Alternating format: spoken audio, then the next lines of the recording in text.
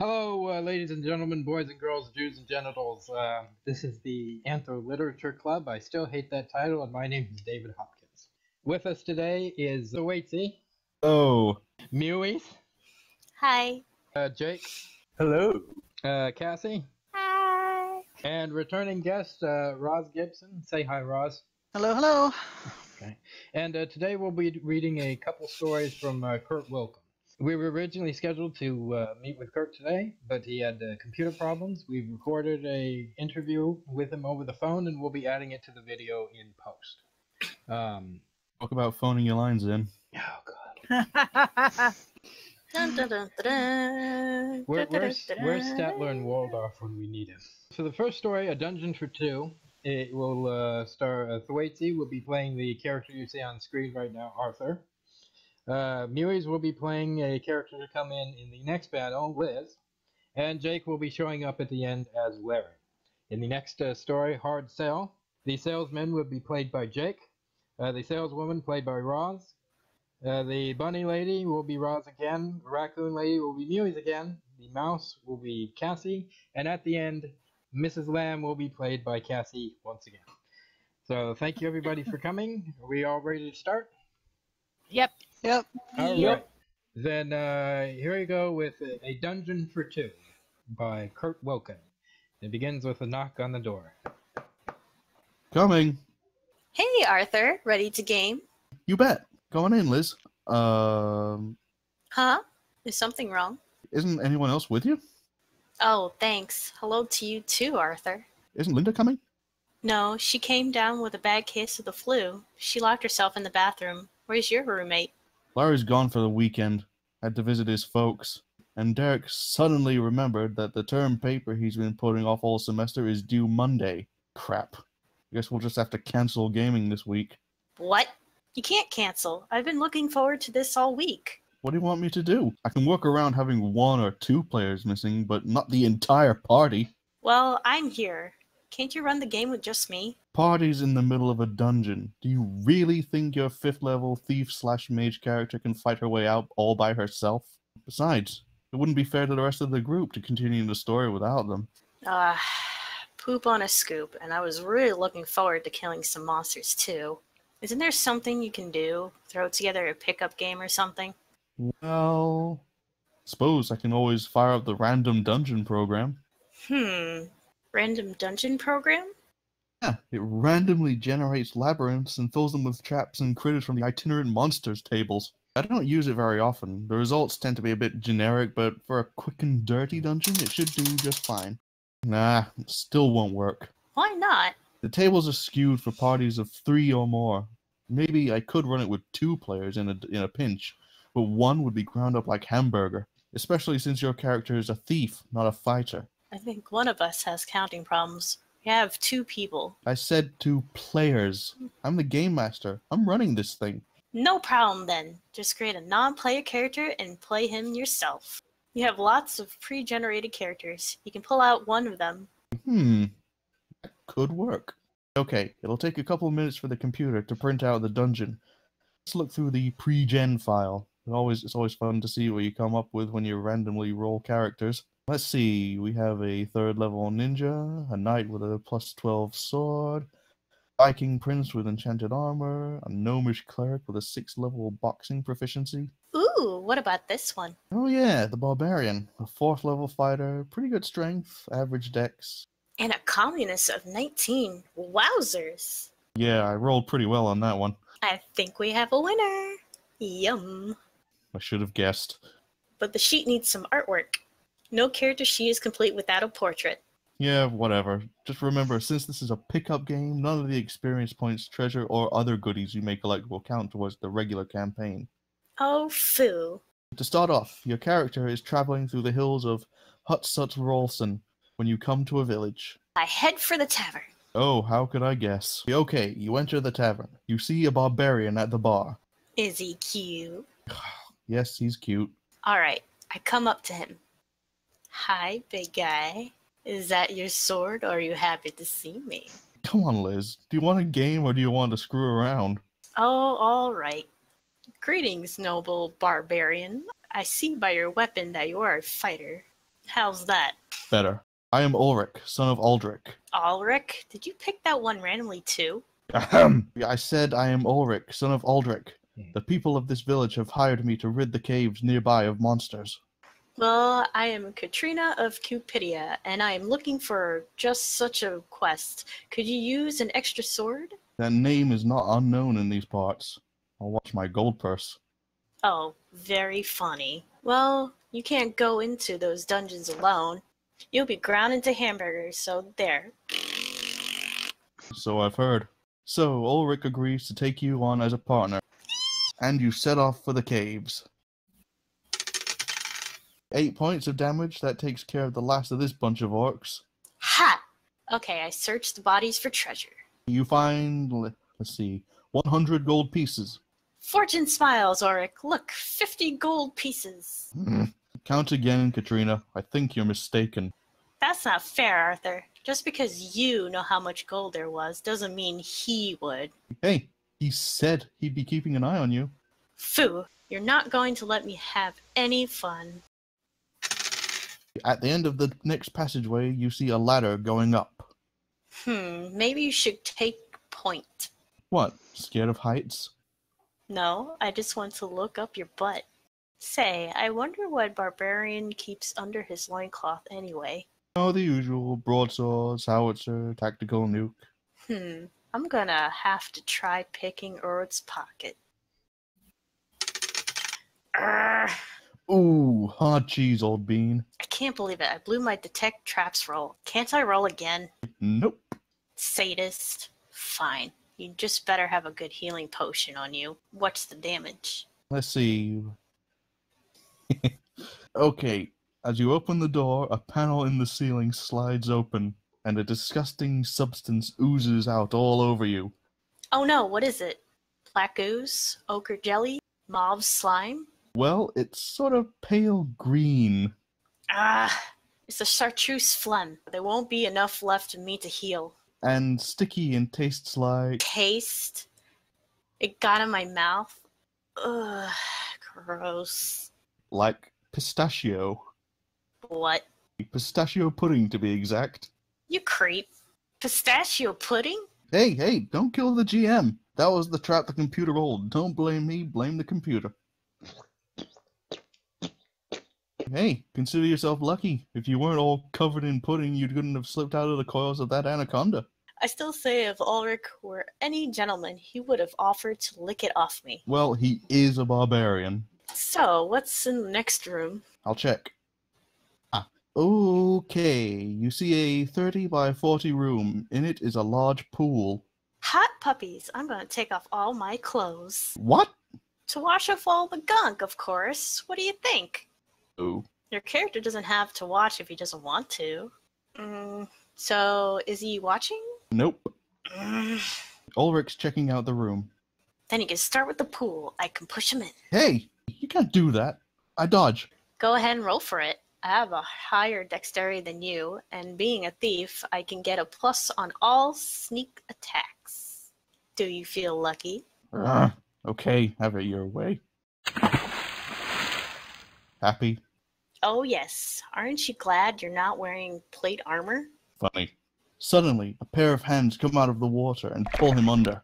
What? There was a Nixie in the pool, and since you surprised him, Ulrich loses his initiative roll. Whoopsies. Let me look up what kind of damage a Nixie does. She casts a charm spell on her victim and drains 1d6 intelligence. How do you... I wanted to play a Nixie a while back, remember? Well, I still get to make a saving throw to resist the spell. Huh?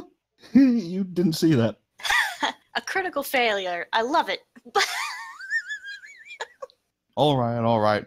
Ulrich is under the Nixie's frickin' spell. What do you do? Nothing. Nothing? Well, I watch. Pervert. I'm holding my action, okay? I'm allowed to do that. So what's the Nixie doing to him? Oh, well, she drags him to the bottom. You said that. And she kisses him.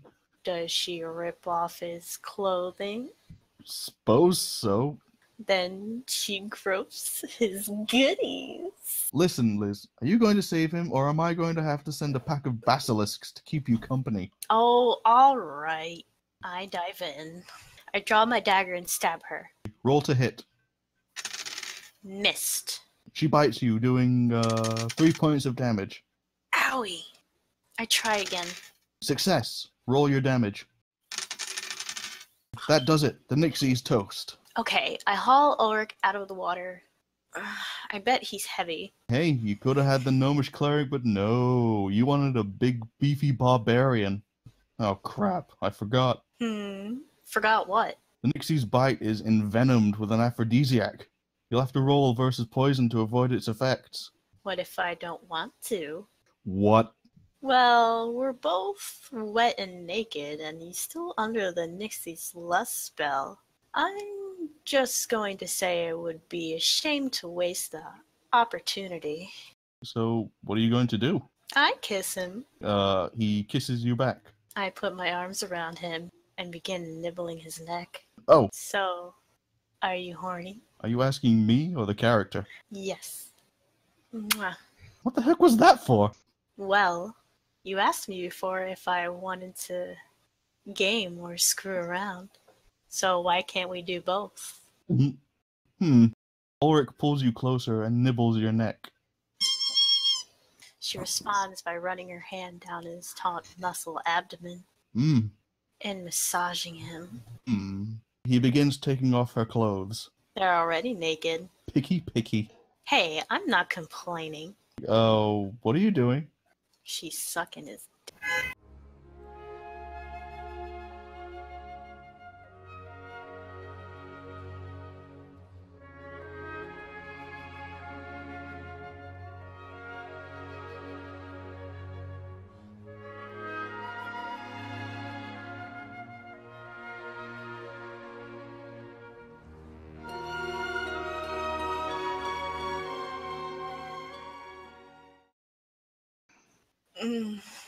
Don't tell me that wasn't worth a few experience points. Oh yeah, we gotta do this again.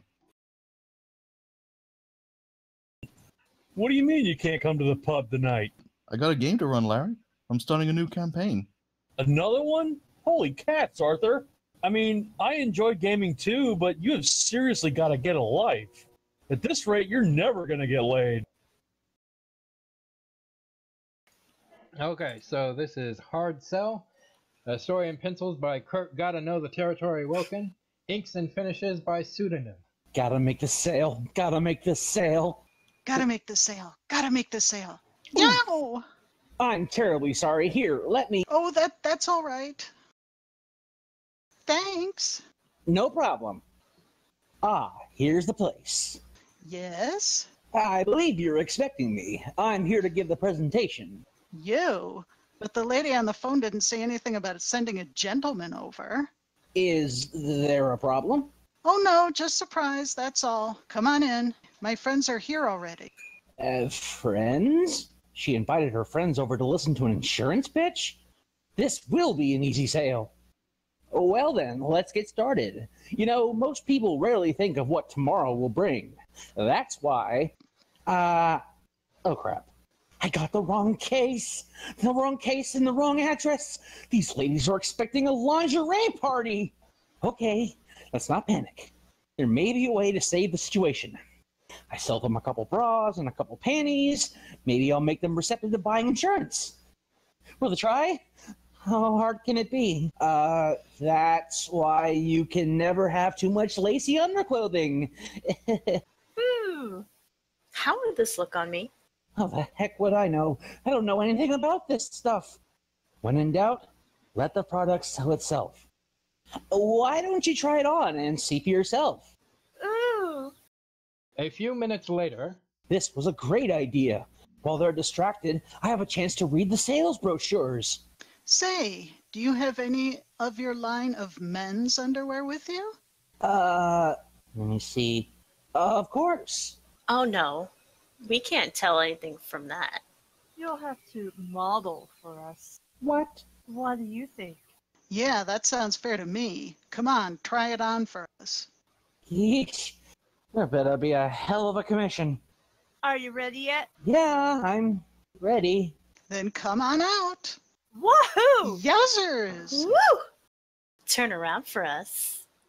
Have you ladies come to a decision? I know what I want.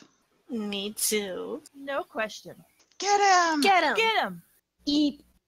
That's odd. These ladies booked another demonstration, but they specifically asked for the same guy. We don't have any male sales reps. As I was saying, I nearly died when I opened up my case and found insurance brochures. The only product I had was what I was wearing.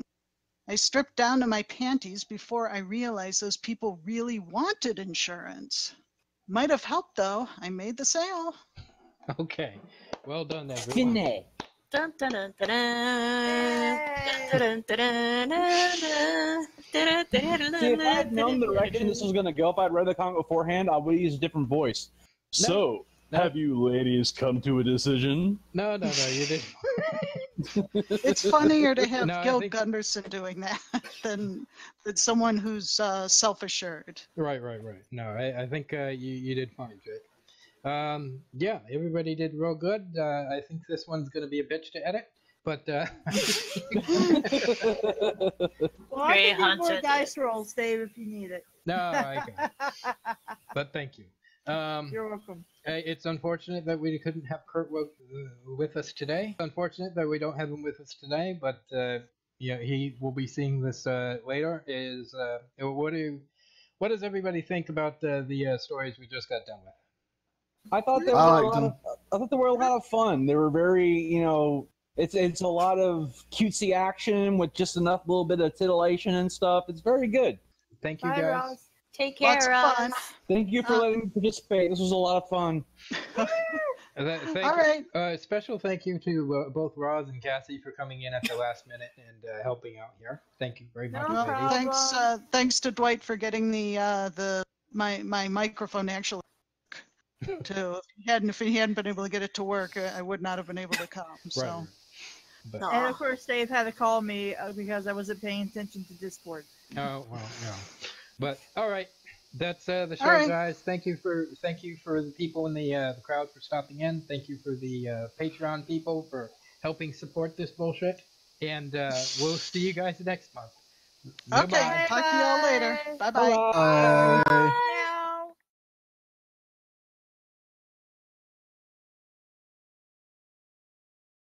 I am talking to Mr. Kurt Wilcken. Unfortunately, computer problems kept him from joining us today, but I've got him on the phone now. I'm going to ask him a couple questions about his work.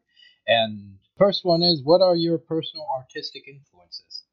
My earliest influences probably when I was growing up, my dad was a big fan of Walt Kelly's Pogo. He had a bunch of old Pogo books in our basement, huge amounts, it seemed to me, a huge amount of science fiction paperbacks. He instilled in me at least three things. One, deep appreciation for Lutheran theology. Two, love of science fiction. And three, Pogo. My drawing looks absolutely nothing like Walt Kelly. No. I did try to copy the Pogo characters when I was little and quickly decided that was better off not trying to. But I like to think that Kelly taught me something about pacing and having an ear for dialogue. Mm-hmm. Even though I don't write my characters talking like Okie swamp critters, it still kind of taught me that an ear for dialogue is an important thing to have. Mm-hmm. I try to make my characters give them voices that sound like their personality. My other cartoon influence from my youth would be Tintin. When I was little, my parents got me the Children's Digest magazine, and they were, at the time, reprinting Tintin stories every month. And I just love Tintin. I can see the Tintin influence, especially the eyes. Yeah, Mhm. yeah. I've never been able to draw as neatly as Hergé does. It kind of gave me something to aspire to. I think my first contact with furry fandom really was when I was in college with Iowa State University. Rebecca Rogie was a member of the campus science fiction club. She was married to Jim Grote for many years. She's a furry fan, and the first real art from furry fandom is stuff that I remember her bringing to some of the science fiction club meetings. About that time, I began drawing my own handmade comic books, photocopying them, selling them out of my backpack, and some through the mail. Selling them through the mail put me in contact with Sean Howell, Mm-hmm. And there's a period where we would correspond and sometimes talk on the phone in the middle of the night when he was working the night shift at his job and was bored out of his skull. One cartoon he sent me of kind of a cat girl in a jungle setting. Mm-hmm. I said she looks like she comes from the lost city of the Aztec anthropomorphic Amazon. He said, that's a good idea for a title. You should write that. And that became the seed for one of the first things that I had published by Antarctic, Aztec Amazon. But eventually, making one little contact at a time, I got involved in Appa Huzzah. That was mostly my contact with Furry Fandom was the people I met through Huzzah and getting back in touch with Rebecca after I got married and moved back to Wisconsin. Rebecca was living in Madison at the time, and so my wife and I would go to Madison once or a year or so. She and Jim would hold backyard barbecue every Memorial Day for the local Madison area furry fans. How do you keep yourself busy nowadays, especially artistic-wise? I draw a webcomic, which I definitely want to plug. Plug it. The name of the webcomic is Hannibal Tesla Adventure Magazine. Be found on my website, which is almost furry. It's Pulp Era Adventure comic. The title character, Hannibal Tesla, is two-fisted scientist adventurer in the Doc Savage world. The central character, though, is Ginger, who is a dusty girl reporter who has talent for getting into scrapes. The first adventure I had her is Ginger is sent to cover a story about a planned rocket mission to Mars. In the process, discovers that catmen from Mars have landed on the moon and have set up an advanced base to invade the Earth. The catmen from Mars are a tribute to the Tiger Men from the old Buck Rogers comic strip. In the process of the story, the catmen wind up giving Ginger a prosthetic cat's tail because, as she puts it, they must have thought my fanny was fun without it. The last question I have for you is, your comic Dungeon for Two features casual, unprotected sex, and Hard Sell has a scene of a man being sexually assaulted by 3 women. What place do you think stories like this have in the modern world? And how does your Lutheran upbringing affect these stories? I think Sean started editing furry titles for Antarctic Press, Furlough, and then Genus. He asked me to send him material, and I wound up sending him material. Also, that was about the time I got married to my high school, well, sweetheart is not exactly a name for it. Stalker, yes, my high school stalker. We were close friends in high school, and we went our separate ways after high school, but wound up getting back together again. When we were first married, we'd kind of work on the stories together. I would do the stories in pencils, and she would do inking and lettering. At the time, it seemed kind of romantic to be making porn together somehow. Yes, our youngest child is saying, I don't want to be listening to this. I wanted to do stories kind of the way Phil Folio does. The stories that he used to do in Xenophile were sexy in body, but he always had the people involved who were enjoying themselves. Mm-hmm. I'd say the best compliment I think I've ever gotten for my stories is one that Ellen Winkler said to me about the stories that I sent her for Genus, was that she said that I write stories about nice people. So often in porn and adult stories and erotica, you get a situation where the sex is nasty, sex is forced, where the woman looks like she's in agony. And it seems to me that all of the parties involved aren't enjoying themselves, then something's not right there. And so that's what I've always tried to do with my stories. Well, that is certainly something I found to be a quality in your stories, is that they look like they're enjoying each other's company. I've always tried to write cheerful pornography. Sir, it was good talking to you. I'm glad we could get this on record. I need to go and get the troops in order. They're all riding. Oh, yeah. And I'm looking forward to seeing how this all turns out. So am I. So I'll let you know. Yes, thank you. Oh god. And I'm gonna hit the stream button now. Okay, so I burped at the start of the recording. You coughed at the start of the stream. Poop on a scoop. And I was really looking forward to killing some monsters too. I'm gonna have you do it one more time, but just like your entire day is just completely ruined. You've been working all week. You go to a job you hate, and your only source of relief is the fact that you're gonna be playing games with your friends that weekend. But now it's all ruined. Poop on a scoop, and I was really looking forward to killing some monsters too. I suppose that's better. Maybe I could run it with 2 players in a pinch, but one would be ground up like. But one would. I'll start from the start. I'll start from the top. Sure. Mewies, this is you, and a comeliness. What is comeliness, people? That's nice. Oh. Like comeliness. He means he's pretty. He's pretty goddamn attractive. Oh, yeah, okay, nice okay. and pleasing. All right. I think we have a winner here. Yum. Sorry. How about I think we have a winner? Just. I think we have a winner. Yum. Hi, big guy. Is that your sword, or are you happy to see me? 1, 2, 3. Perfect. Okay. Greetings, noble barbarian. I see your weapon. Oh God, hold on. Greetings, noble barbarian. I see. Hold oh on. God, the words, man, Yeah. trips me up every time. Greetings, noble barbarian. I see by your own weapon that you are a fighter. Nope. Try it again.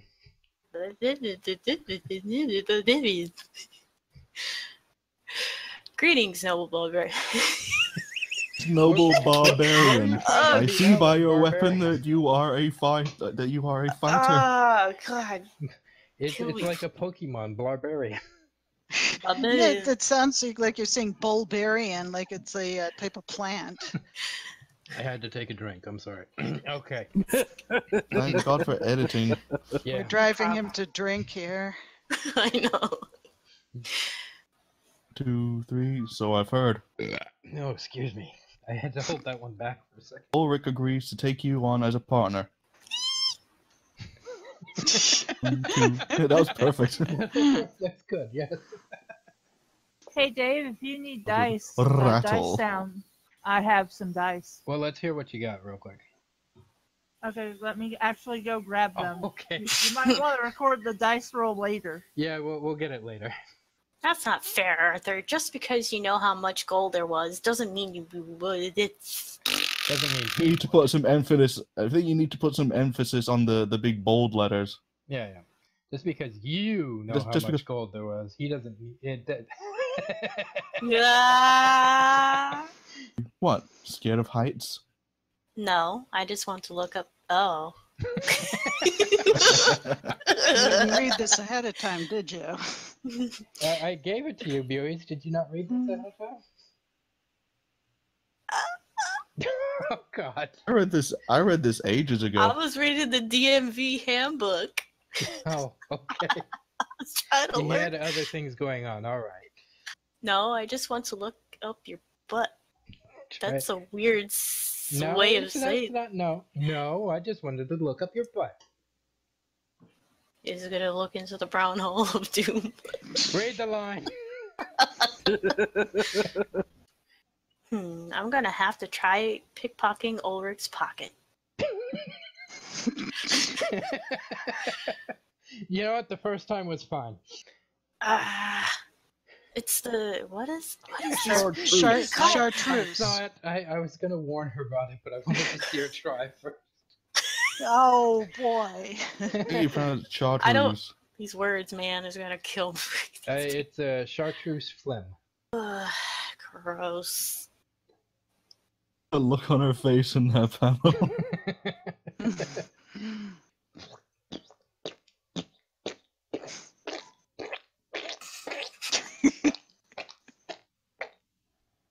Yeah, we get it. I want to know how Dave is making those noises. It involves my hands. I still say if Ulrich were any gentleman, he would have offered me to lick it off me. offered to lick it off me. Would have wanted me to lick it off. Okay. Okay, hit it again, Mewies. Mewies, do you want to hit Ulrich the Gentleman one more time? Sure. As long as I get to bang him later. You didn't read ahead, did you? And I was very embarrassed by the bland sound effects on the last episode, so I will find some stock splashing. That's easy to find. Just type in Sploosh? pool sound. Well, it's pool sound. You just type in pool sound effects. That's how I find stuff. Oh, okay. Suddenly, a pair of hands come out of the water and pull him under. What? Bloop. Thank you. A criddle. A criddle. Critical fail. Then she gropes him. His goodies. Try that again, but keep the musical tone in your voice. Then she gropes his goodies.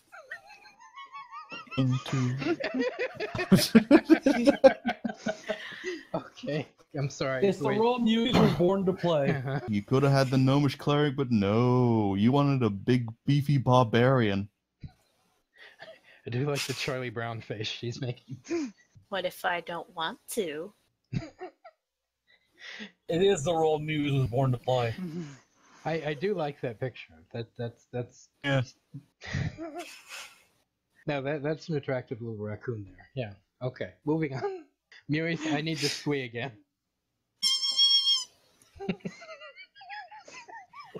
I think that cracked a few windows. And massaging him.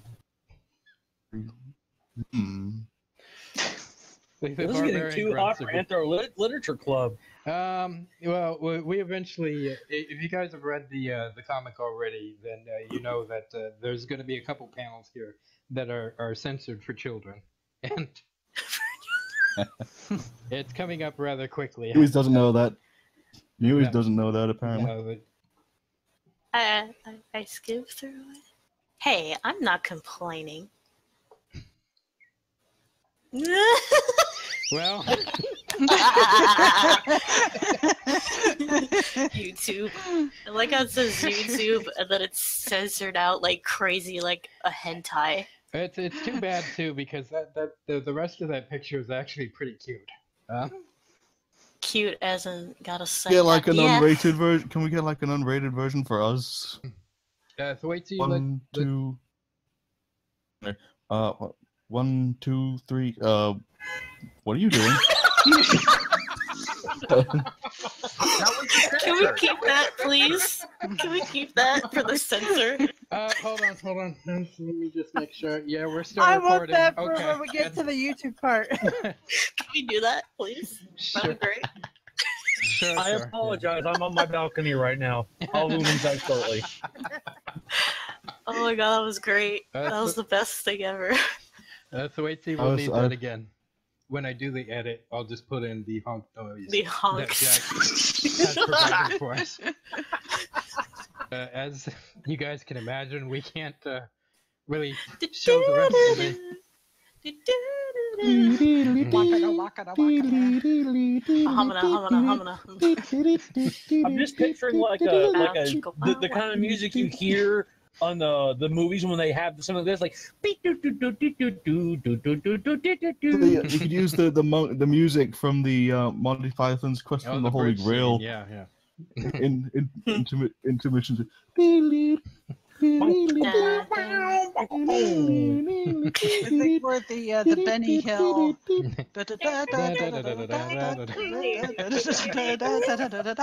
Well, it all depends on which songs YouTube thinks are copyright. I'm thinking what voice I should use with this. Gotta make a sale. So I can be like, hello, ladies. Thank you for coming, and thank you for inviting me into your home. I would like to show you this fantastic new product. I do you think maybe sound a bit more desperate? You sound like Gil Gunderson from The Simpsons. Yeah. Gotta make the sale. Old Gil. Really, he's got to make the sale. I'm gonna go for Vault Tech Salesman. Good morning. Vault Tech calling. And Roz, Gotta make. sorry, go Gotta ahead. make this sale. Gotta make this sale. Gotta make this sale. Tap tap tap tap tap tap. No. Well, I don't even have to mix that. That was good. I do believe this is maybe I'm thinking about the story too much, but at this point, you shouldn't say, "Oh, I got the wrong case. I got to get out of here," because I'm not going to make any money from this sale. He's still going with it. I mean, bravo his professionalism, but he's not going to make a commission off this sale. You're right, but Dave, you gotta start thinking with Cinemax porn logic. You can't just leave. And who's the mouse, Kassie? Oh, sorry, I didn't realize that was me speaking. Ooh. Why don't you try it on and see for yourself? And another ooh from you, Kassie. Ooh. I'm sorry. Go ahead. No, it's all right. Sorry. Wait until everybody's quiet. All right. Ooh. Okay, good. My lines are so enthralling. What? Yeesh. There better be a hell of a commission. But it's not your job, asshole. It is now. We dress for the job you want, right? Kassie. I'm sorry, his face.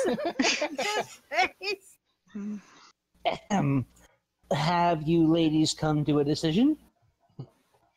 Suck is what? Jesus Christ, Mewies.